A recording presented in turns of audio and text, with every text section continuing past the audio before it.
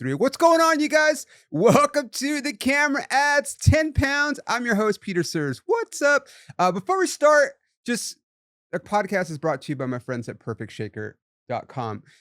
They have all of your fitness accessory needs. You guys know I've been working with them for like 7, 8, 9 years. They have shaker cups, hence the name Perfect Shaker. They got workout towels.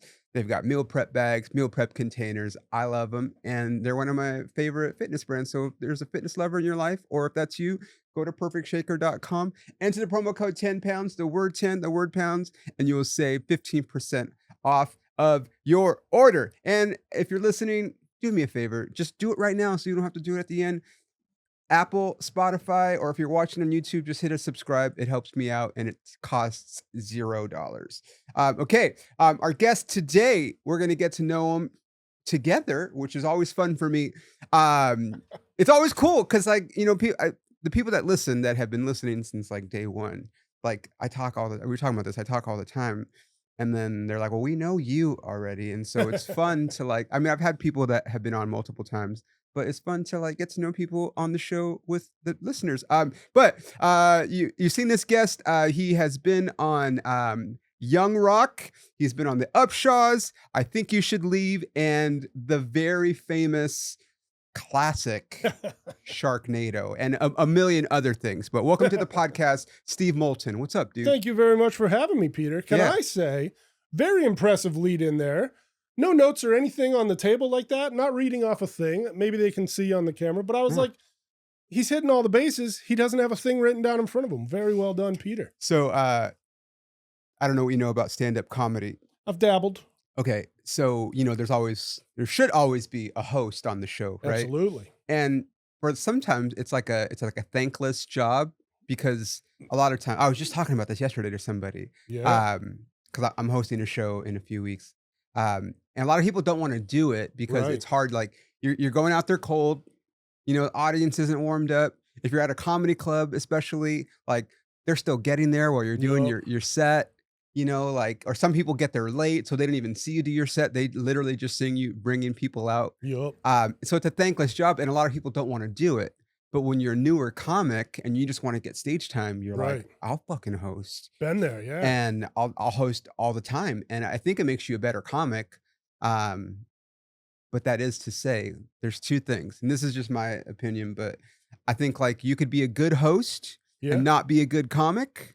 And on the flip side, I think you could be a good comic and be a shitty host. And it takes, you know, select few that can do it both. I can do it both. And I'm just saying. I think I've seen examples of that in my dabbling with stand-up. I haven't done any since the pandemic. Really? I have a note on my phone that says, do more stand-up. Okay. And every day since the grand reopening, I've been like, oh yeah, all right, next week. All right, next week. Yeah. Procrastinating for 5-ish years now. Did you stay here during the pandemic? Yeah. I, you know, not to brag, I had a fairly sweet setup. I already had 2 other roommates helping out with rent. I was able to get on that EDD real quick. So that was a big help. And is that erectile dysfunction? No, unemployment. EDD. Sorry. I'm just kidding. That's all right, man. That's all right. But anyway, I was able to get on unemployment like right on time. Oh, good for you, man. And then, so it was like all 3 of us just working together, keeping the bills paid.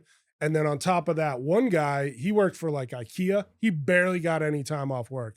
He still had to go in. I think he got maybe 3 weeks off. And then IKEA was like, we figured out how to give you hours again. Come on back.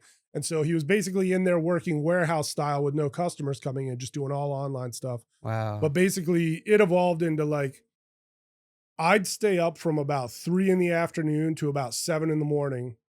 That guy would go to work from about 5 in the morning to 3 in the afternoon, come home and go to sleep.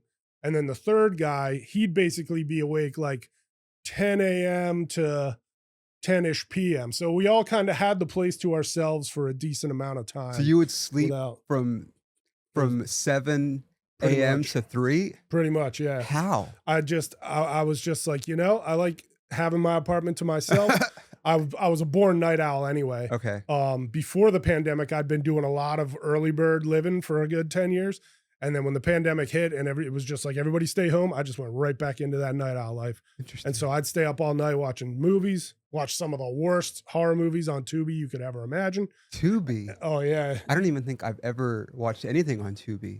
Like it's got some It's got great like stuff. it's got like normal stuff too, though, right? Like Right. just like stuff that like kind of went away from Netflix or whatever Yeah. other platform, right? Yeah, you could be looking for your favorite movie and it might only be on Tubi, Right. and then you're gonna have to watch it with advertisements. But then they've also got some absolutely crazy stuff that you can't believe anybody bothered to make. Right. And I sat through a couple of those during that big lockdown. That gives me hope. Whenever Yeah. whenever I see a movie that's just, and granted, I've written short films and even Excellent. produced a couple short films and whatever, Nice. but never done a full length feature, which I would Neither love. have I. I would love to.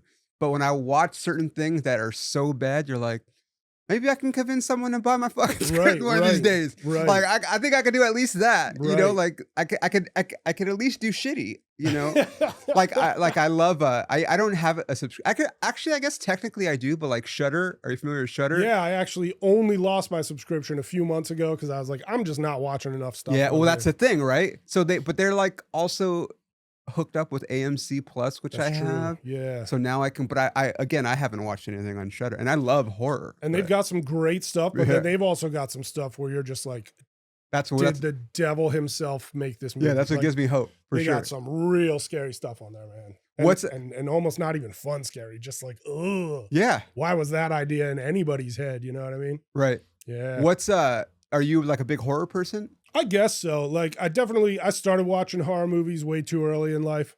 Same. And I remember my mom and what dad. was your first one, do you think? Well, my first one. Like just that you can remember. No, I remember. So I grew up. I'm Mexican. All right. Spoiler alert for any Steve fans out there. Mexican. I grew up, and I'm Catholic, All right. and I remember at probably a much too young of an age watching The Exorcist. Ooh, what age do you think? 3 or 4. Yeah, way too young. And like the help man. me on the fucking stomach, Ooh, and I'm yep. like this, and I just never wanted to sin, like Yeah. ever. Did that movie, like as a scary movie, there's probably like deep cut horror movies that I've never seen that like real Yeah. horror. Well, like the scariest movie is this European movie made in 1990. Right. Yeah, I don't 10 know that. people have seen it. Yeah, like, Exactly. I get you. But or like the Japanese version of The Ring, which I have seen, but like Yeah. whatever. Anyway, but as like that movie to me, The Exorcist still holds up, I think. It's very scary. Especially if you're, but what I learned is that people that are not religious or that Yeah. don't believe in God necessarily, that movie's not scary to them, I see. which is interesting. It's a scary movie. Yeah. I think I saw some of it at a sleepover when I was 8. Oh, wow. And I was just like, I'm too young for this. But I'd already seen Nightmare on Elm Street by then. I'd best. already seen some Freddy or some Jason by then. I think the first horror movie I ever saw was just being left alone in front of the TV, and HBO, when I was like 3 years old, would play Poltergeist in the middle of the day. Dude, I I was just had like- I did. I had a stuffed clown that I didn't want Ooh, anything to yeah. do with Yeah. when I was that age, or like the trees out. Oh, dude, yeah, those like. But if you watch Poltergeist, is still good, Right. But It's when a you watch family it, horror. but when you watch it as an adult, now you're like, all right, this Yeah. is not. I mean, it's just the effects. I think we're spoiled. Yeah, I can dig that. But I also remember this is how old I am because going to the drive-in to Mhm. see Friday the 13th, the final chapter. Ooh, that's my favorite one. It's the best one. Yeah. Little nice. R.I. Wait, no, Corey Feldman's still alive. Yeah. Okay, Yeah. I was gonna say little R.I.P., but he is still alive. Corey Feldman with a fucking that was the best. that's part of why it's my favorite one, because that's the one where this big, brutish, horrible woods monster, Jason, Yeah. gets outsmarted by a kid. Yeah. And it's like, okay, cool. It's showing us kids. He cuts his hair. He shaves his hair. Yeah. Fucking But A, like, dude. yeah, we're too young to be watching it, but it's showing us like, hey, do some thinking, get a little elbow grease in that machete action. You can take out the big monster. I feel too. like you are like, so if you guys are watching, Cameron does add 10 pounds. Steve is a lot bigger than I I'm am. a large guy. It's true. Tall and wider than I am. This is If true. you don't mind me saying. No, it's all But right. I mean, you could play like a Jason. Dude, I want to. Yeah, or like a I've- Leatherface or something. I've like been involved in some horror shorts and stuff like that. I Right. actually recently just did this movie currently titled Work From Home. okay. I think it's going to be real good. I got to see a teaser of it just the other day. wild story. Not even that wild of a story, just Hollywood magic, right? I was sitting around thinking like, it's been quite a few months. I wonder how work from home is doing. 5 minutes later, one of the producers texts me out of the blue. He's like, can you be in this thing for the 48-hour film festival? I was like, I can't, but how's work from home? He sends me the teaser and I'm like, this thing looks good. Oh, that's awesome. I don't know if they'll change the title or not, because if you Google work from home, you're going to get a million bajillion options. So I don't know. But right now it's titled Work From Home. Okay. The lead actress is just, are we allowed to swear a little bit?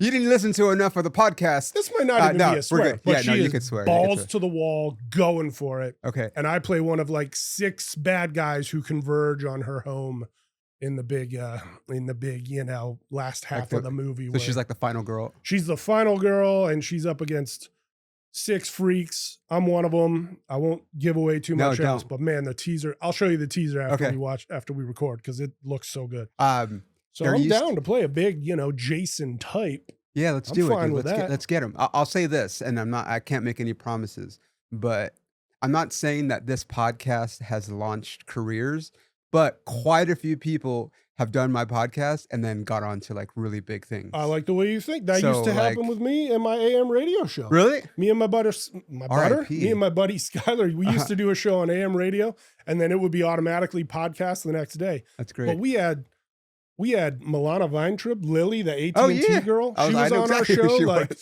just a couple years before that. We had Rosanna Pansino on our show. Do you know who she is? She got real big on YouTube doing Nerdy Nummies. Okay. And she's just this very, very pretty girl who knows how to bake and stuff, and she's funny. And she was on our show with her boyfriend, and she was like, I'm thinking about doing this thing where I like make baked goods, but they're like shaped and decorated to look like, comic book stuff or Star Wars stuff. And we were like, you should. Absolutely you should. Kaboom, Nerdy Nummies. And now she's just Rosanna Pansino. She's an industry unto herself. Chris Hardwick was on our show very early. Pre-Me Too or post-Me Too? Definitely pre. But he was fine though. It wasn't even a Me Too. It was I'm not sure of what his story is, but I know that when he was on the show, he was more than cordial and understanding and kind and fun. Yeah, he's cool. I met him a couple times. I've done shows with him. He doesn't do a ton of stand-up anymore, but no. I mean, does he even have to? Doesn't he have like 8 game shows or something like that? I would still do stand-up, dude. I fucking love it, dude. I need to get my butt back into it, but just do it, like Nike says. You know what? Correct. But you remember what happened? So like, I don't remember his story. So Me Too happened, right? Yeah. And obviously, I was gonna say R.I.P. Harvey Weinstein, but no, he was a piece of shit. And he's still alive. No, he died. I don't think he did. Harvey Weinstein died. No, he didn't. I think he might be jailed by now. But I don't think am I confusing him with Lou Pearlman? Lou Pearlman. Oh, okay, never mind. Dead. But he got like beat up in prison. Harvey Weinstein. I haven't even heard stabbed about that. and jumped. I think so. Anyway, so when all that Jared from Subway. What happened? You might be thinking of Jared from Subway. He's alive. He is alive, but I think he got the somebody. Yeah, I think they all do. But anyway, when all the Me Too stuff was happening, like in like the moment, Chris Hardwick's ex-girlfriend had come out with like, it was in a newspaper or not newspaper, like in a magazine or whatever, and it was like talking about how he was like this abusive, and it just sounded like he didn't want to go to parties and like he didn't want to go to restaurants and be like seen. He just wanted to live like a normal life, and she kind of wanted to like be out there, and it kind of ended up blowing back in her face. Oh wow! It's like, no, he didn't. That's not Me Too. He was just, you guys were not on the same page in the relationship. But anyway, weird. Anyway, yeah, he was a nice guy. Okay, so let's talk about it. I want to get this right off the bat. So you were on Young Rock. I was. Speaking of the camera adding 10 pounds. Oh yeah. So when I got that audition. All right, please tell your story and then remind me I have a follow-up on this. All right. Yeah. I got that audition. I was like, whoa. First of all, I've been watching a ton of that show, Heels, that pro wrestling I love that show. Yeah, I'm a big wrestling fan. I was just like, I loved wrestling when I was a kid, and I was like, should I get more interested in wrestling? Like all my best friends love it, except for like 2. Should I be paying more attention to pro wrestling? And then one random Tuesday, I was like, just chilling, listening to some podcast. They mentioned Young Rock. I'm like, oh my God, right. Young Rock has a whole sitcom. The Rock has a sitcom right now. Should I give that a watch? I should be watching that. Get the audition that night. No way. Had a date for that night. She cancels on me. 40 minutes later, I get the audition for Young Rock. The same day as I was thinking that, I was like, this is completely incredible and unheard of. And then I start looking up who I'm auditioning for. Haystacks Calhoun. Yeah. Famously weighed in at 601 pounds every time. I'm sure that was a joke, but the joke was always weighing in at 601 pounds, right? And I was like, I'm a big boy, but I'm not even over 400. Right. I think around then, I think I might have been around 350 or something. And somebody made the joke, you know, when I was setting up for my self-tape, he goes, well, the camera adds 250 pounds. And I was like, ha. And so it did. And I managed to get the part. Apparently, according to my buddies, he and I look exactly alike, right through the eye and eyebrows zone. And then when I got the part, and, you know, I'm like, hey, I got to keep it under wraps, but like, I'm going to tell my dad and my mom and that sort of thing. And my dad was like, oh my God, I used to watch Haystacks all the time with your grandpa when I was a little kid. Wow. And pro wrestling was a whole different thing. Right. And it was mostly just big guys getting into the ring and just kind of seeing who could stay on their feet the longest. And he's like, but we loved Haystacks Calhoun. So it was an honor to get to portray him. That's awesome. On Young Rock. And the camera did make me look maybe not 250 pounds bigger, but I'd say it added a good 50. Well, that's what, but so I saw the scenes that you're in there with other big guys. Yeah. No, so like, I talk about this like most like The Rock is different because he's what 6'7", I think whatever 6'7". I think it says 6'4". Okay, maybe. Okay, maybe, so. But he's a big fucking guy though. Absolutely. Didn't get to meet him. Damn it! That was gonna be a follow-up question, but damn it, DJ. But like most actors are pretty small. This is what I hear. So like when you're on screen, like you would look humongous compared to like most people, but like amongst those guys, like I mean, you could tell you guys were big, but but my point was like, okay, so you answered the question though. So you did a self-tape for that. Yes. Okay, because I was thinking about so you've seen Stand By Me, right? Oh yeah. Okay. Yeah. So times. So God, what we're in August now. So like in April, I talked about this in the podcast, but all right. I got a little too high. I either got too high before a show. All right. Or I had food poisoning. Ooh. But whatever happened, I ended up like getting really sick before my show. And then like I got sick before the show and then mid-set, like I had to run off stage and throw up. Oh no. Is this going to tie back to the Stand By Me blueberry story? Totally. Yes. Thank you. And so like in my mind, I'm like, I have to run off stage because I don't want to get sick. I threw up, but like I ran off stage and threw up because I didn't want to do it on stage. That's heroic, man. I know. You spared the audience? No, not only that, but I came back after I threw up again and finished my set. Nice. For like 10, 15 more minutes, I think at least. But like, so I think about this. So like we're in an age now where you self-tape. Yeah. Right. Like, so what self-tape is, for those of you guys that don't know, you basically, it's what it sounds like. You're at your house, or maybe there in LA, we have like these studios where you go and you can film your audition to like make it look more professional with lighting and whatever, or have someone read with you. Cause that's a whole thing, right? Getting someone to read with you sometimes. Yeah.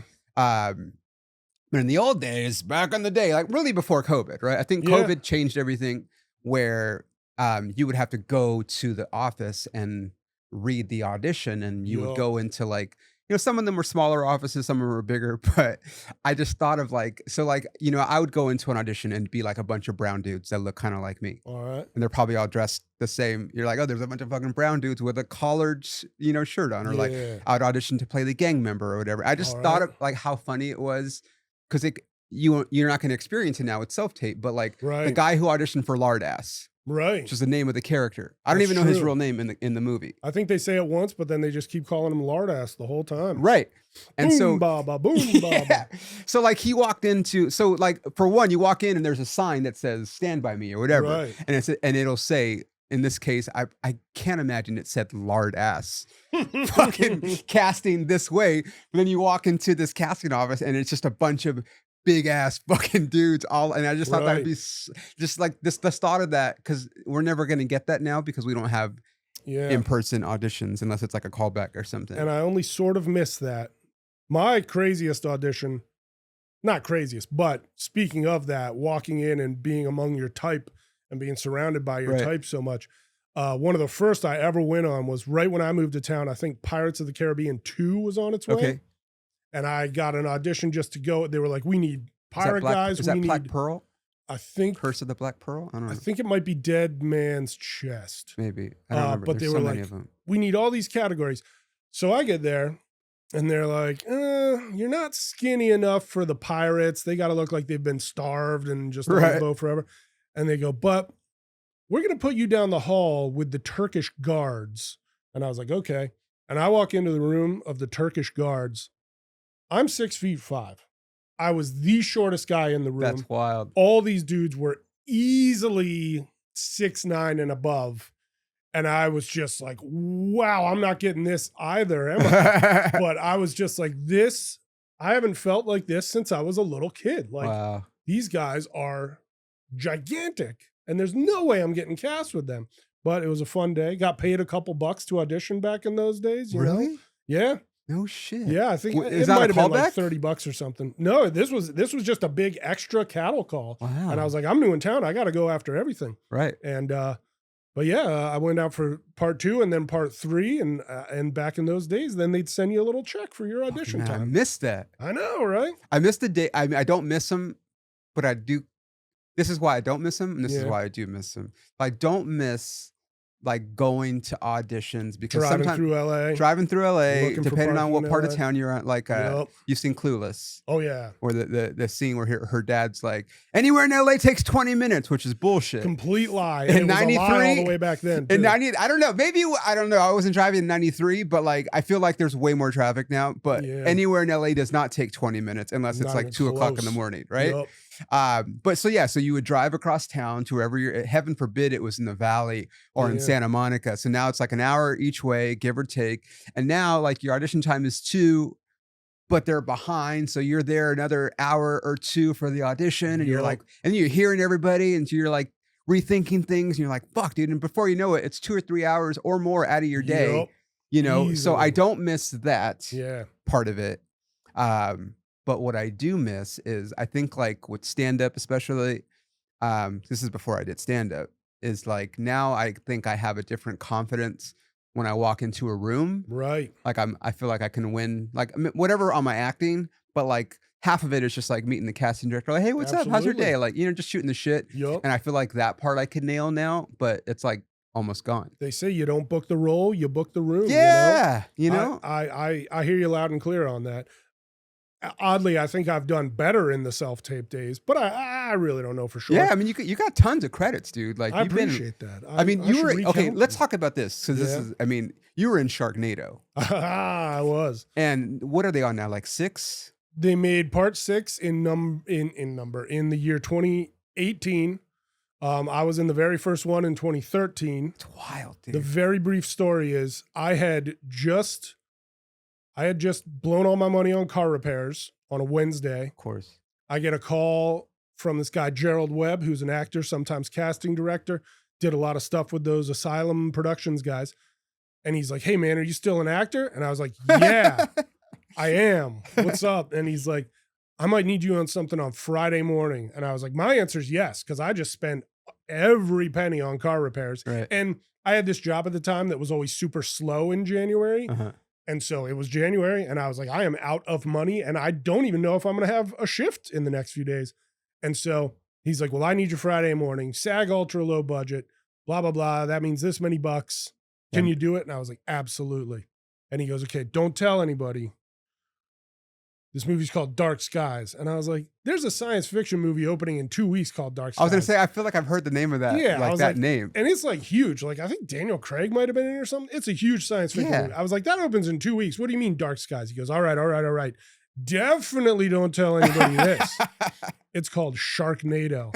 And I go, do you mean a tornado full of sharks? And he goes, that's exactly what I mean. And I was like, dude, I want as many days on that as you can get me, man. Like I used to work in video stores. Right. I'd always see crazy movies like that on the shelf. All the hoopla they'd get when they'd be on Sci-Fi Channel. What's the one? Attack of the Tomatoes? Attack of the Killer Tomatoes, Revenge of the Killer Tomatoes. Killer Clowns from Outer Space. That's one of the best ever.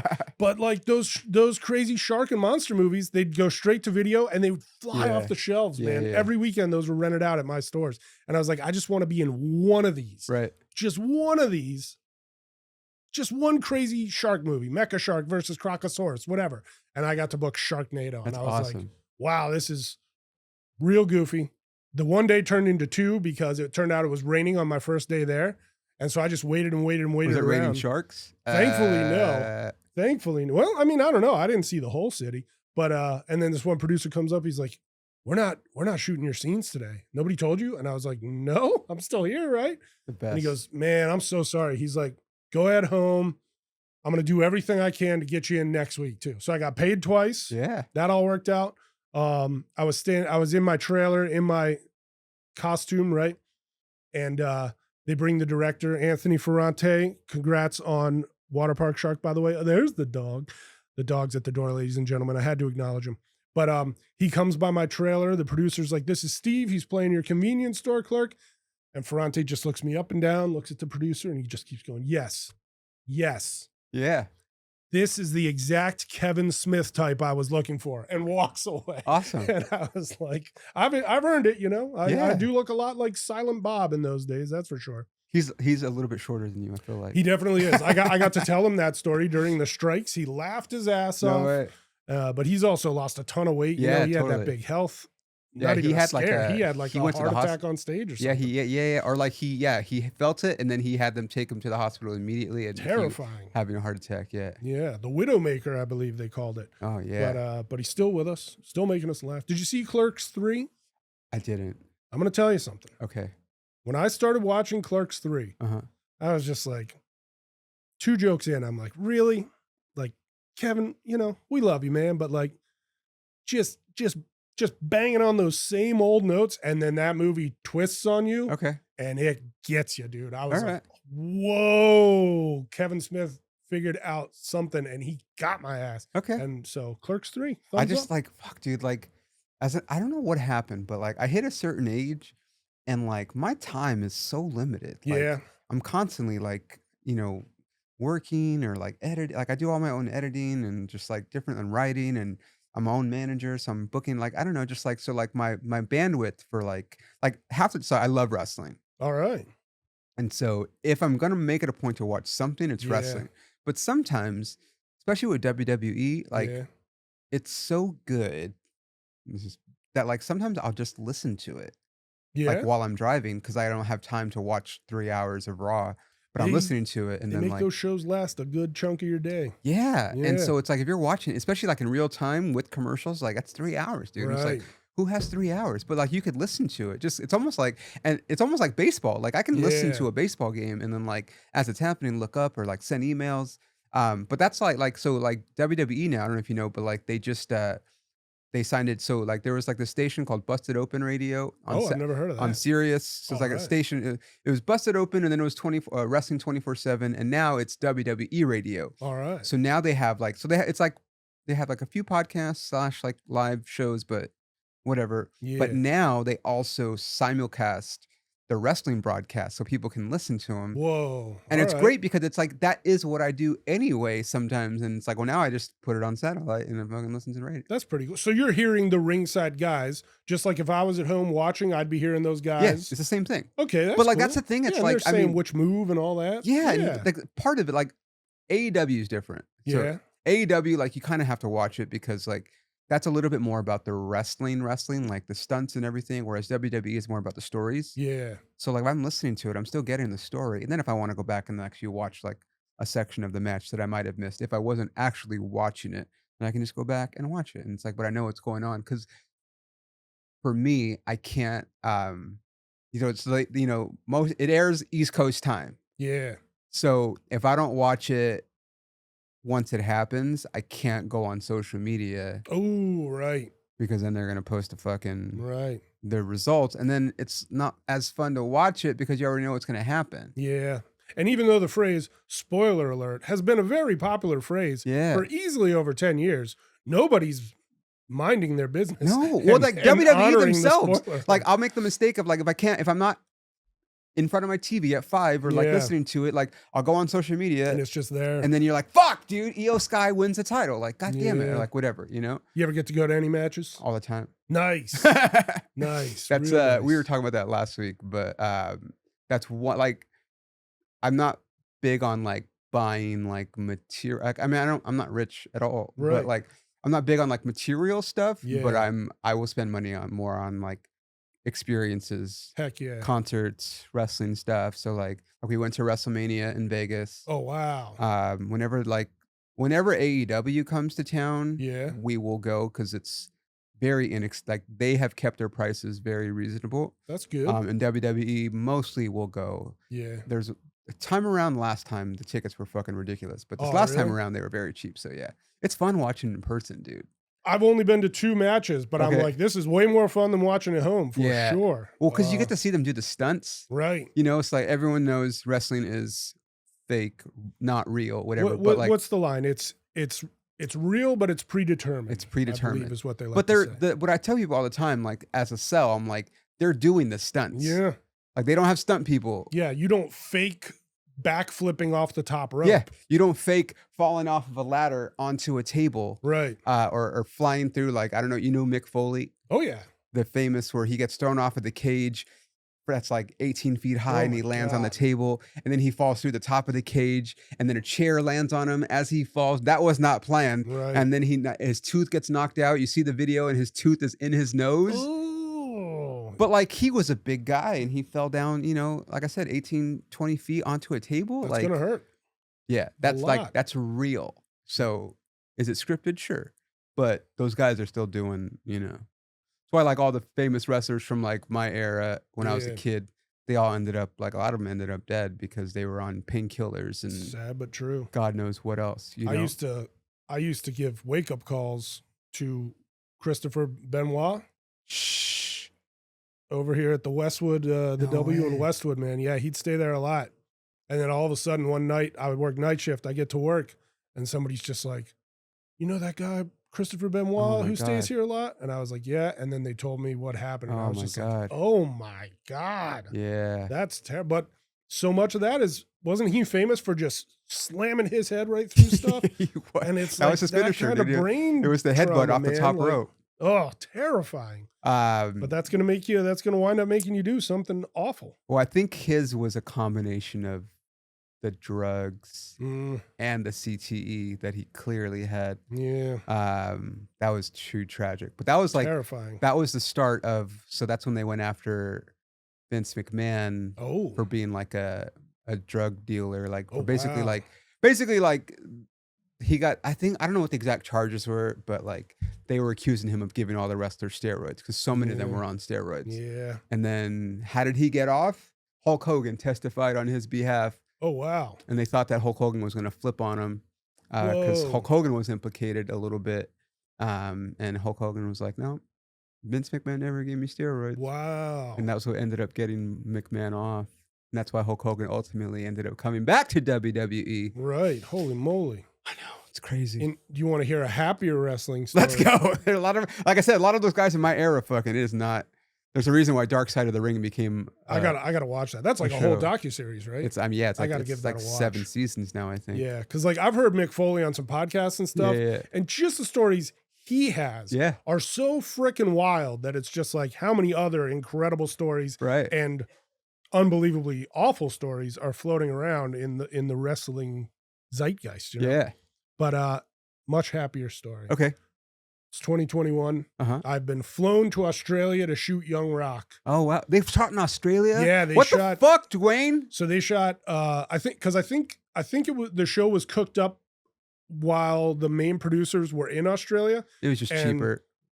Don't try to cover for them. I can say it. I wasn't on Young Rock. Well, but also, I'm just kidding. but then all the stuff with The Rock that was filmed in like Memphis where he lives, right, or wherever he lives, but here in America. So all his scenes were filmed here. Then all the flashback stuff was filmed in Australia. Okay. On top of that, he's Samoan. He's got a lot of Samoan family. Yeah. So in Australia, there's way more Samoan actors to choose from, right? Right. So that was a big part of it. But yeah, they called me to let me know I booked it, and they're like, "But we got to fly you to Australia." That's awesome. Over Christmas, which is summertime in Australia. Oh, that's a whole different story. But I'm waiting, man. I'm in a hotel in Sydney for 2 weeks. Then I'm in a hotel in Gold Coast for 3 weeks. Thank God the show's paying for it. And I'm just waiting to be told what to do. And so are you just like per diem, like fucking just chilling, living the life in Australia? Kind of, but also it's the height of COVID. Like the vaccine had just come out and they were like, don't be the American that brings, because Australia was super locked down, right? Yeah. So the rule was be in any state in Australia for 2 weeks, and then you'll be allowed to go into Gold Coast because Gold Coast had the strictest rules. Queensland is Okay. that Yeah. state.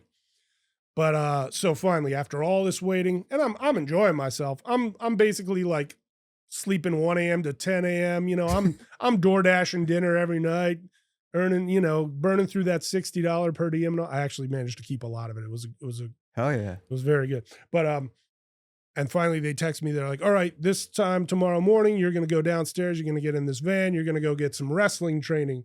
And I was like, that's cool. So I'm waiting in the van.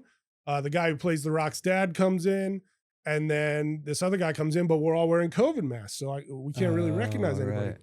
And this guy sits down and he goes, what's up, man? Are you Haystacks? And I was like, yeah, Steve Moulton. Nice to meet you. And he goes, I'm going to be your wrestling coach today. My name's Chavo. And I was like, oh, Chavo Guerrero. Chavo Guerrero. Yeah, Jr. yeah. I was like, you've got the mask on, but I've heard of you, sir. Yeah, He's totally. like, yeah, man. He's like, you ever wrestled before? I was like, look, I was a rough and tumble kid. I did some martial arts. I did a little bit of, you know, school wrestling when my brother was on the team. Uh-huh. I was like, but let's just say professional wrestling, I have not. He's like, all right, all that other stuff, we're going to get you through today. He got me set up with this whole just real quick and easy routine, nothing crazy. But then I got to smash this forearm into Chavo Guerrero Jr. about 80 times during practice. He was like, harder than that, harder than that. Like, I've been through this. I was like, okay, if you're sure. And I was like jumping up and just slamming into, you know, this safe spot on his back. And he's like, it's that easy. He's like, if we work together, if we know exactly how to do it, everybody's fine. And that was wonderful. Then 2 days later, we actually shoot the scene and I do like take number 2. They call cut, everybody's milling around, and Chavo comes up to the ropes and he's just like, that was perfect. And I was like, I just got it. That was perfect from Chavo Guerrero Jr. This is incredible. So I'm going to be telling that story for the rest of my days. Of course. Carve it on my tombstone eventually. The whole story. It was amazing. It was amazing. He does like a lot of like almost anything that has like wrestling in it. He's like he seems to be choreographer for all that stuff. Because like he was heavily involved in the Iron Claw, if I'm not mistaken. I think he was officially stunt coordinator on that. Yeah, I know he just worked on what's the movie that the Alien movie, Disclosure Day. Disclosure Day. Disclosure Day. That's right. That opens in a wrestling match. Yeah, did you see it? I haven't seen it, but I know. The movie opens, you are seeing through a wrestler who's kicking you in the face. Oh, no way. Yeah, because it's Brian Cage and I think Lance Archer are the wrestlers that are in it. I know Brian Cage is in it for sure. He's fucking, oh my God. I think I saw a signal. Maybe? No, we're good. Oh, all right. Maybe Mark's just flipping me off. No, we're good. yeah, we're good. That's awesome, dude. Like, so what did your wrestling training consist? You take bumps and stuff? No, and I would have if they had told me, because I did some judo and stuff growing up, so I think I could get through a bump. But he was like, we're going to keep you on your feet. Because also I was barefoot and everybody else was wearing shoes. But of the limited Haystacks footage I could find out there, he was often barefoot in the ring. So I wanted to stick with that. He's like, so we're going to keep you on your feet. And basically, you and Joseph, who plays Rocky, he's going to come at you. You're going to like Vader slam him. Like he's like your arms up, but you're basically slamming him with your chest. And I just bumped the microphone like crazy. He's like, you're going to do that. And then there's this other move and you're going to get him bend over and you're going to jump just a little and slam that forearm down on this zone and his back right here. And he's like, and as long as you hit that zone just right, he's going to be fine. You're going to be fine. And then he's going to fall to the mat. And then the story's going to progress as you're like, you know, going around the ring and, you know, kind of celebrating your knocking him down, I guess. We did all that. We did maybe 4 takes of it. And I think when you see it on the show, it might be 2 of the moves and it's about 4 seconds. But nevertheless, it was so damn fun to do. They had a real like 100-person crowd right outside the ring. So that was real fun to background actors. Yeah, man. R.I.P. to background actors. I mean, fuck, dude. You know, it still happens. Last year I did background on Euphoria. Oh, really? I made bank, dude. Well, I'm amazed this is even happening right now. I've talked about this with people. So like, I hate background. It's not like I hate. It's just boring. Yeah. And I want to be in front of the camera. So I've talked about it on here because I used to do it like not a lot, but just like, hey, if I have a day off and I get the notification, like, all right, I'll make a couple $100 to sit around. Yeah. Are you SAG? Shoot the shit. I'm SAG eligible. Okay. But like, if you get SAG background right now, that's like $230 for 8 hours. That's easy. And it's never just 8 hours. Right. You're always working overtime and then you work past midnight or whatever. But like my thing is like, so I was at Central. I'm still with Central Casting. Yeah. I would get, 6, 7, 8, 9, 10 texts a day like, oh, we're just shooting this, and I haven't gotten one of those in forever. Oh wow. I don't think they're shooting, at least. There's definitely less. Yeah. There's And so it's, definitely but like, so less. it's like, I never did it. Like, I just like, I would do it here and there. Yeah. But like, there's people that were like, you know, like that was their job, was just being an extra. Oh yeah. And I want to know what those people are doing now. That's a great question. Hopefully something that still pays decently and, Yeah, well, and that's doesn't the thing, require them like- to haul 8 wardrobe options every day. Yeah. Oh yeah, that's the fucking worst, dude. When 'Cause you're that's sad, you what- don't have to worry about doing that. Well, I mean, like I said, like I did it last year on Euphoria, and it was the Uh-huh. first time I'd done background in maybe like 20-ish years. Yeah. Oh my God. Oh my God. But I was like, I know what that show is. I'm gonna see if I can get it. And on top of that, they were looking for guys because there was all that strip club stuff in season 3. I've never seen Euphoria. It's a lot, it's a lot to deal with. But Okay. season 3, there's like a lot high- of strip club It's like scenes. high school kids, right? Yeah. Or it in- was. in season 3, they jumped And now it they're forward older. and put them in their And now early Sydney Sweeney is 20s. an OnlyFans model in this storyline. I Is that believe correct? that. I believe that happens in season 3. Yeah, And now I the think whole so. show is done. So I can tell this story. But yeah, it was like hauling everything in, you know, and it turned out good because they were paying us very well. Lunch was always outstanding. Totally. But then the whole season comes out. You don't see me at all. Right. You don't see hardly any of the strip club patrons. And I'm like, that's fine. Like, I don't want to be seen as an extra, Right. but it's fun to occasionally just be like, Yeah. hey, look who it is. But Well, this is why, it was like, a fun 3 days. I would. So, I don't want to make this sound. So, again, it's easy money.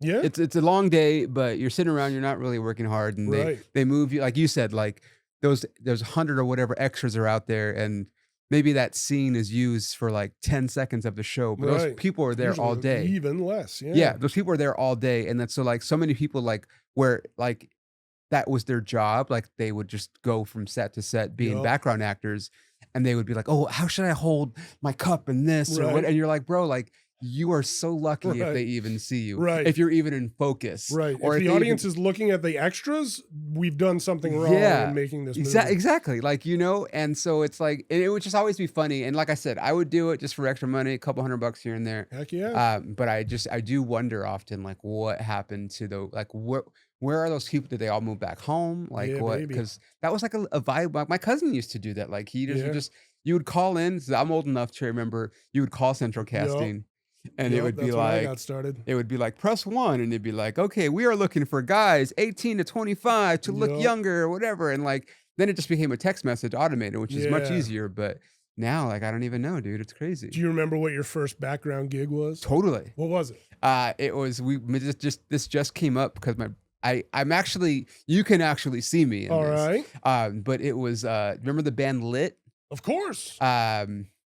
What's their hit song? Please tell me why. My Own Worst Enemy? There's no surprise to me. Yeah, I there am. you Okay, so go. not that video, Okay. but their follow up to that was a song called Lipstick and Bruises. Oh, I don't remember that one. So All right. only reason I do is because I had to listen to it 1,000 times when we shot the video. Word. But the premise of the video is for some reason there's this big robot that's dressed like Billy Ray Cyrus, who was very popular at the time. I gotta look this up. All right.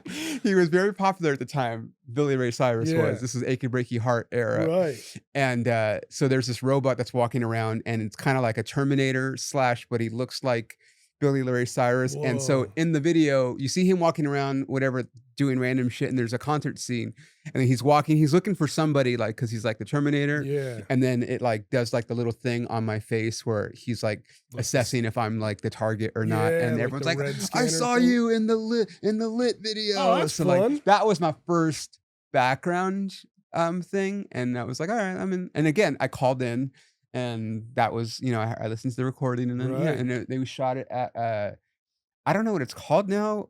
I think it's still called the Palace, but the Palace All right. on Vine. It used to be like a hot club back in the day. Oh, okay. Like Kiss FM would be like, Friday night at the Palace. the Palace. DJ fucking JoJo will be there on the radio. Whoa. I think he's still on Kiss FM actually, but and it was like they have 3 or 4 rooms. Oh, all right. And so like the top room would be like crazy, just hip hop. The big room would be like, you know, top 40, whatever's popular, Yeah. and then there'd like be like a goth room off to the corner, and Oh, like I don't going know, all those rooms every night or every party night? like at on the least? weekends. Wow. I don't know if they had them all running but like definitely like on Friday and Saturday, dude. That was the shit. Wow, The Palace. It's right there on Vine. I guess Hollywood and Vine. Sounds like the prime spot. I Yeah, never yeah. bothered with many of the nightclubs, but Yeah, I it sounds mean, like the prime spot. that was the era. When did you move here? I got here in 2003, Okay. right as the whole governor shakeup was going on and Schwarzenegger was running for governor. That was an interesting time to arrive in town. I voted for Arnold. Did you? I'll be honest. I don't even know if I was registered to vote in the state yet. I was. So my grandmother, R.I.P., one of the best grandmas. I was blessed with 2 great grandmothers. Outstanding. But my grandmother, my mom's mom, she was very big on. She was born here, but her parents immigrated, so she was very big on like vote. Like Yeah. we're in America, you're gonna vote. Don't care who you vote for, but like it's our right to Yeah. vote.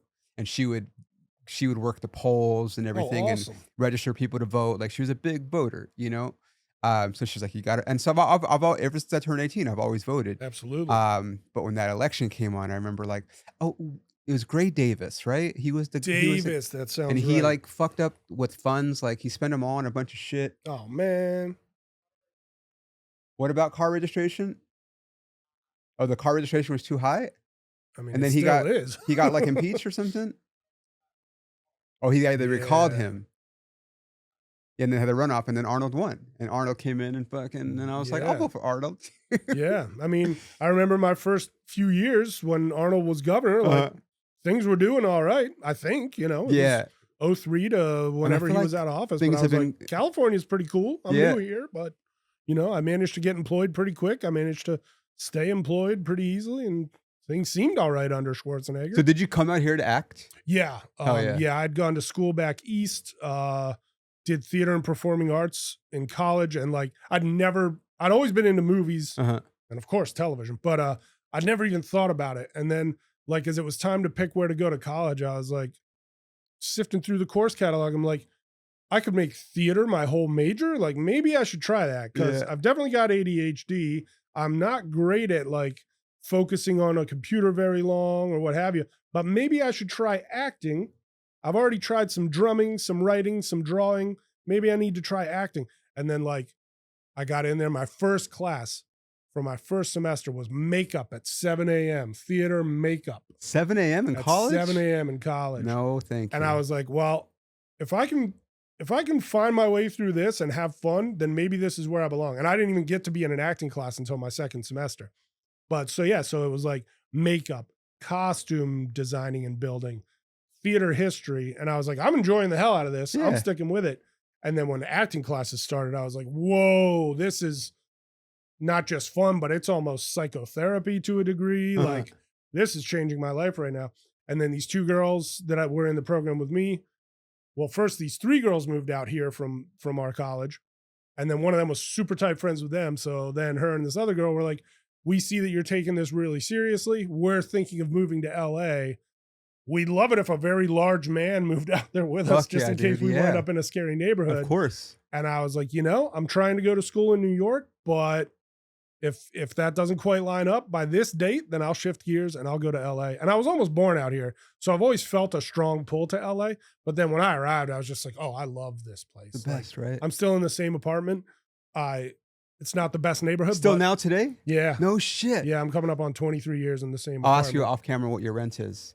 I Is won't it- answer. Is it rent control? It is rent control, thank God. Oh man, good But, for you, uh, man. That's But great. yeah, because I've always said, I was like, okay, now I'm not moving out of here until I can afford a much nicer place, Right. preferably my own house with a pool. Right. Okay. Other than that, if I can't afford a place with a pool, I'm not moving out. That's And good. so, so far, I haven't been able to afford a place. I almost, like right before the pandemic, my acting work and regularity of booking and all that was in a place where I was like, I might be able to go ahead and let the roommates know I'm going to be moving out soon. And then I think I had that thought in mid-February of 2020. And then here came coronavirus. I thought I was was like, ooh, I was starting to book like comedy gigs at a rate yeah, like where I'm like, okay, like in a couple years, like this is all I'll need to do for income. yeah. And then obviously that happened, and then everything took a step back, and Yup. now we're still grinding. You know? Still grinding. fucking grinding. We're all back on the Um, grind. Even the famous people are grinding. No, and- I and mean taking that's why everything. why do you think all these famous people have podcasts? Yup. Because the work is not what it used to be for a Yup. lot of people. I mean, there's still what's crazy is like we have more platforms now than anything Right. with streaming and fucking, other like those sub, like, there's like CW and there's like CW Seed and like there's all these like yeah? sub. I didn't even know about CWC. So CW Seed right. is a channel that you can only get on the CW app or like on the actual website. All right. And it's like old shows that like maybe weren't even necessarily on the CW, but were like on something or like little tiny, like maybe like not pilot shows, but like just shows that haven't been like full scale, like syndicated or I don't know. Like I can't, but that's where like, like NWA Wrestling, which is owned by Billy Corgan. They were on that for a while, and now I don't know where they are, but I think because once WWE, so you know what NXT is? I've heard of it. I've never watched it. NXT is like minor league for WWE essentially. It's like developmental talent, but it's like it's also a TV show. But that's on CW now. So when that went on CW, they kick NWA off. So I don't know where I don't know where NWA is now. But what I was gonna tell you, is I always bring this up to people because it's hilarious. Have you ever seen Pumping Iron with Arnold? I feel like I must have watched it at least once. I must have. My favorites, and I show this to as many people as I can that have never seen it. All right. Because it's Arnold. So if you've never seen Pumping Iron, it's this documentary from like, I don't know, like 70 something with Arnold Schwarzenegger and like Lou Ferrigno and all these old school bodybuilders back on Muscle Beach and Gold's Gym and Venice Beach. Right. And this is post like Olympia Arnold. Like he's not quite Terminator or Conan Arnold. Like he's right on the cusp. And he's talking about why he likes working out. Because, gyms were not what they are now. Like, not everyone went to the gym. I mean, not everyone goes to the gym now, but like. I mean, look who you're talking to. Camera adds 10 pounds. But he's talking about why he likes working out. And it's just like his it's this hilarious scene where he's talking about, you get the pump in the muscles and you get the blood and it feels amazing. And, and he's like, and it feels like coming. Oh, and he's like, so I'm in the gym and it's like, I'm coming. And then I go home and I'm coming. I'm coming all day. This is great. And you're like, that's our governor. I voted for that guy. Many years later, but yeah. But like, it's wild, dude. So Arnold's a crazy story. I mean, because so he got, he was Mr. Olympia for like, I don't know, 7 or 8 years. Wow. And then he made really good friends with Joe Weider, who was like the guy that did he ran those tournaments, but also he was like the Muscle and Fitness magazine guy. Right. And I remember back when like home gym, exactly. Yeah. Modular things. He had his own equipment and everything. I remember my buddy had a Weider machine. And so Weider helped him invest his money. Before he got famous. So like Arnold was like a millionaire before he was even like, because he wanted to be an actor. Right. But no one took him seriously because he was he had the accent and whatever. But he's like, all right, well, I'll just I'll take acting classes. And then, eventually, and he was already a millionaire. That's awesome. Isn't that wild? That's really wild. Wouldn't it be wild? I wish I had become a millionaire. Right. Same. Before I'm like, I would open a comedy club and just book myself all the time. There you go. Yeah. Yeah. Just give yourself the prime show. And then everything else is just like, hey, all right. And now I have my own comedy club. There was, so a lot of comedy club owners, I don't think this is controversial, but all right, were at some point trying to pursue comedy. Sure. And then maybe stuff didn't happen for them. So then they opened a comedy club so they could essentially treat people like me poorly. Yeah. That sadly there is part of that. I mean, people love a power trip. Well, it's very similar to like not everybody, but some people that get into casting, right? Sure. Like they were actors and they're like, but now I'll just be an asshole to the actors that come in, which is why I kind of missed fucking in-person auditions. Yeah. I miss running into famous people on the way in or out of the audition. Right. Yeah. Dude, I had this one, it was like 2006. The movie 300 had just lit the world on fire. Yeah, I've seen it. And I drove to, I don't remember which office, in Beverly Hills. And I'm walking back to my car in the parking garage, and here comes Gerard Butler. Shut up. And I was just like, this is the dude from 300. He's just walking by himself. Or you're like, this is madness. And he's like, no. I should have. This is. I should have. I couldn't even think straight. But I was just like, he's not surrounded by a team or anything. Like, and I was just like, and I gave him a thumbs up, and he just goes, hey, brother, good to see you. And kept walking. Were you auditioning for the same role? No, not even close. Not even. I'm sure he was there to discuss something that was already in the can and about to be released. He's at that point, he's past the like auditioning it. We're just like, hey, we have a script for you, Mr. Butler. Yeah. Do you want to do it or not? Yeah, I'm sure I had gone into the casting office that was part of some much larger studio offices that were there. But I can't even remember what it was for because I was just like, I just got a "Hey brother, good to see you" from Gerard Butler from King Leonidas, if I'm not mistaken. What's your best? And we can edit it out if you don't want to name the person. But what's your best celebrity encounter? It's kind of incredible. Okay. And I might tell this on every podcast. Let's do it. If you've heard me tell this story, I'm sorry, but it's this great of a story. So one night I'm at Upright Citizens Brigade in the audience. UCB.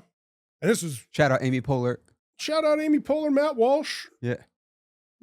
Matt Besser, Ian Roberts. I almost confused their names. But this was when they had just started in LA. It was like springish 2006.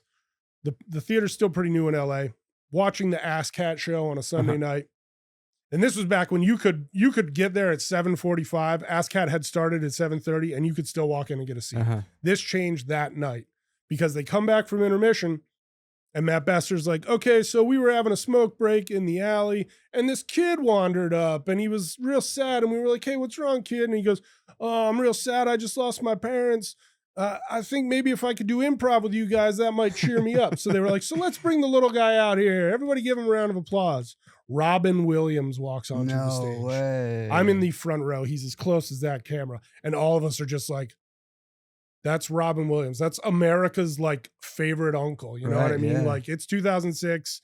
He ain't even close to not being famous anymore. There's Robin Williams. Yeah, he's way famous at that point. Absolutely, man. So basically the whole rest of the show is just everybody just letting him go. You know what I mean? Like he's Robin Williams.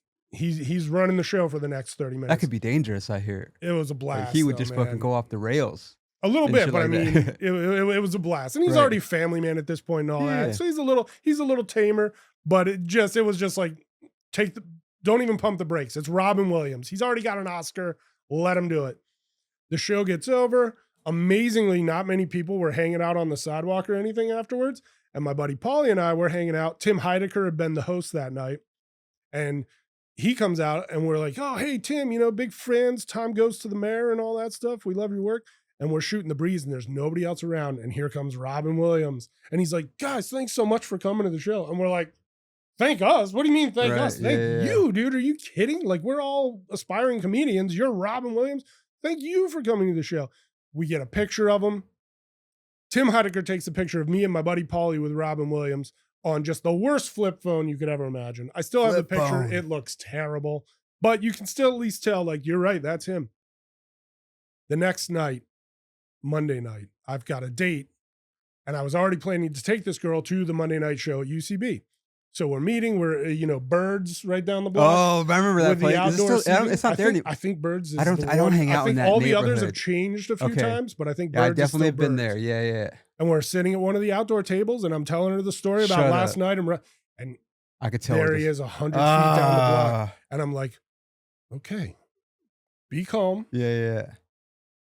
Robin Williams. Mrs. Doubtfire, Jumanji guy, Flubber guy, all of that. Flubber.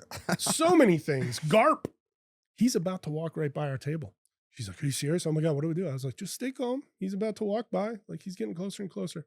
He stops at my table and he's like, dude, good to see you. And I'm like, shut the fuck up. And I'm just like, great to see you. This is my date, Laura. She's like, hi. And I'm like, Laura, Robin? She's like, yeah, I know. And he goes, are you coming to the improv jam tonight after the show? And I was like, I am now. Are you kidding me? Of course. And so Laura and I watched the show after dinner and she's like, I wish I could take care or stay for the jam, but I got to get home. I got kids to take care of. Kids? She's like, you should absolutely stay for the jam. And I was like, did you have sex with Laura? No. This was our one and only date. God damn it. We were in an acting class together. I don't even know if she bothered coming back to acting. We're editing this part out. But, she's a mom, I get, and she also lives super far away. She's a mom. She lives super far away.